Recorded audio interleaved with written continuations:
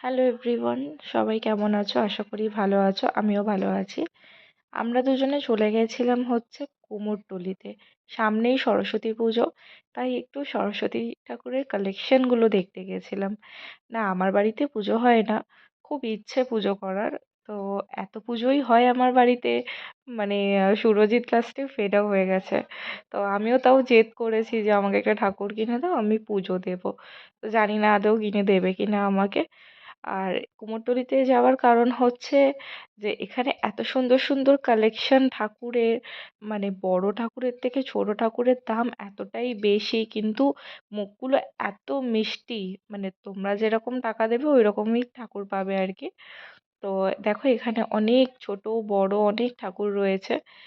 আর আরো বেশি করে আমরা কেন কুমোরটুলিতে মানে প্রত্যেক বছর যাওয়ার চেষ্টা করি, কারণ ওই যে হাতে বানাচ্ছে ঠাকুর, ওই জিনিসগুলো দেখতে না বড্ড ভালো লাগে।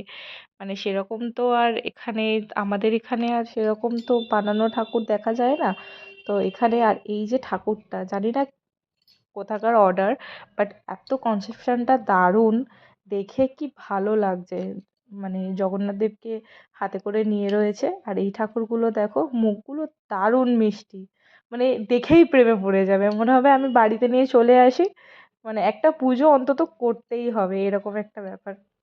আর এই ঠাকুরগুলোর দাম, মানে আমার সামনে একজন নিল, যা দাম শুনলাম সেটা হচ্ছে 4-4.5 হাজার টাকা মতন এই ঠাকুরের প্রাইস পড়ছে। বাকি আমি সেরকম জিজ্ঞাসা করিনি। আর এই যে হাতে গড়ছে ঠাকুরটা, দারুণ লাগছে দেখছে। নানান রকম ভ্যারাইটিসের ঠাকুর এখানে পাওয়া যায়। তো ওখানে গিয়ে যে যার মতন করে দেখে পছন্দ করে নিতে হবে। আর আমি বড্ড জেদ করেছি, তাও সত্ত্বেও সুরজিৎ আমাকে একটাও ঠাকুর কিনে দেয়নি, বললো না পরের বছর পুজো করব। আর এই ঠাকুরটা দেখো কি দারুণ লাগছে। আরেকটা নতুনত্ব জিনিস আমার চোখে পড়লো, সেটা হচ্ছে এই যে পুরো কার্টুন কনসেপশনে, বাট দারুণ লাগছে দেখতে। আমার দেখে এত ভালো লেগেছে, সুরজিৎকে তাই বলছিলাম।